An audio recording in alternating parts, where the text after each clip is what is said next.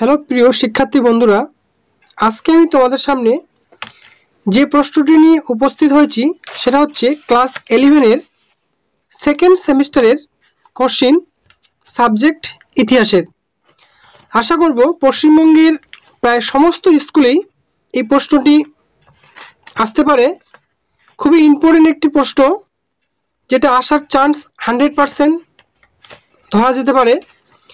কারণ দেখো বন্ধুরা, ক্লাস 11-এ যেহেতু নতুন সিলেবাস এবং সেমিস্টার ওয়াইজ প্রশ্নপত্র হবে, তোমাদের স্কুল প্রশ্ন করবে, সেজন্য তোমাদের স্কুলের উপর কিন্তু বেশি গুরুত্ব দিতে হবে। তবে দেখে নাও, আশা করব অধিকাংশ পশ্চিমবঙ্গের অধিকাংশ স্কুলেই এই প্রশ্নপত্রটি হবে। দেখে নাও কি প্রশ্নটি।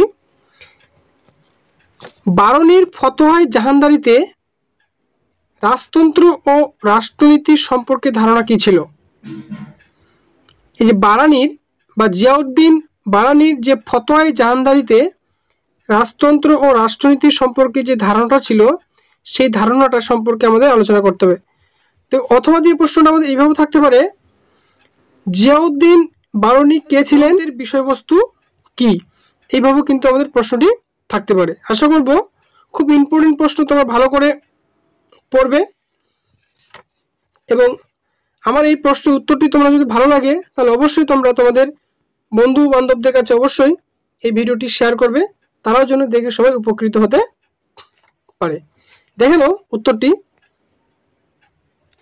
দেখো, তোমরা প্রথমে ভূমিকা বলে একটা প্রয়োগ করবে, ঠিক আছে?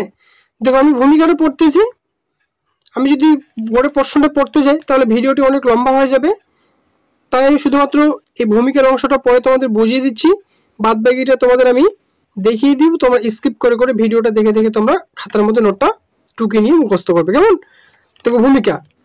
জিয়াউদ্দিন বারানি ছিলেন সুলতানি যুগের একজন সর্বশ্রেষ্ঠ ঐতিহাসিক ও রাষ্ট্রচিন্তাবিদ। তবে তিনি সবচেয়ে খ্যাতি অর্জন করেছেন সুলতানি যুগের একজন প্রখ্যাত ঐতিহাসিক ও রাষ্ট্রচিন্তাবিদ হিসেবে। তার লেখা ফতোয়ায়ে তারিকি ফিরোজ শাহী এবং ফতোয়ায়ে জাহানদারি গ্রন্থ দুটি তৎকালীন ভারতের ইতিহাস রচনায় বিশেষ ভূমিকা রয়েছে। তার এই গ্রন্থ থেকে রাজতন্ত্র ও রাষ্ট্রনীতি সম্পর্কে সম্যক ধারণা লাভ করা যায়। দেখে নাও, রাজতন্ত্র সম্পর্কিত ধারণা, রাজার নিরঙ্কুশ ক্ষমতা। তোমরা পয়েন্টটাকে দেখে নাও। উত্তরটা আমি আর পড়তেছি না, পড়তে গেলে ভিডিওটা অনেক লম্বা হয়ে যাবে, তাই তোমরা দেখে নাও, আমি তোমাদের দেখিয়ে দিচ্ছি উত্তরটাকে। তারপর পয়েন্ট দেখো, আইনের সংরক্ষণ। তোমরা দেখে নাও আইনের সংরক্ষণটাকে।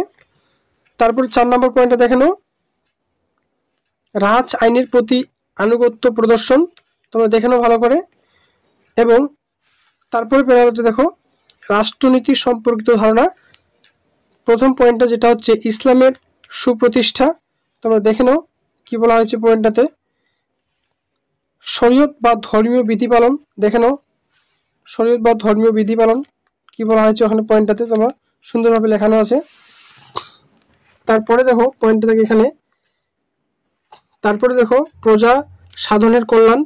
খুব সুন্দরভাবে নোটটাকে লেখানো আছে। আশা করবো 8-এ 8 পাওয়ার মতো একটা নোট, ঠিকঠাকভাবে লেখা আসতে পারলে। তারপরে দেখো ন্যায় বিচার প্রতিষ্ঠা। এই ন্যায় বিচার প্রতিষ্ঠা পয়েন্টটা খুব সুন্দরভাবে দেওয়া আছে। এবং সর্বশেষে একটা উপসংহার বলে ছোট্ট করে দেওয়া আছে, তোমরা দেখে নিতে পারছো। আশা করবো নোটটা তোমাদের খুবই ভালো লাগবে, এবং ভালো লাগলে অবশ্যই তোমরা তোমাদের বন্ধু বান্ধবদের কাছে আমার এই চ্যানেলটিকে সাবস্ক্রাইব করতে বলবে এবং শেয়ার করবে, ঠিক আছে? থ্যাংক ইউ ভিডিও দেখার জন্য।